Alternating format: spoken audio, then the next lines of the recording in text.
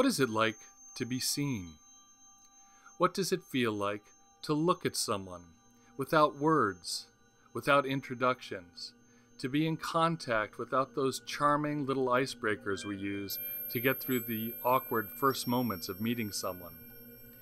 We use an exercise in Rehearse for Life where each group member stands within the circle and simply looks at one another.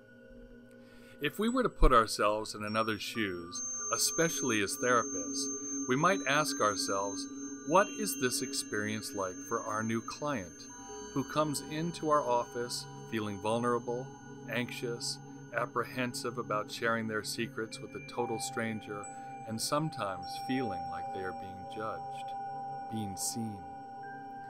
I love this exercise for the humbling and exciting effect it has on the participants, especially young therapists who are beginning their journey into the world of caregiving.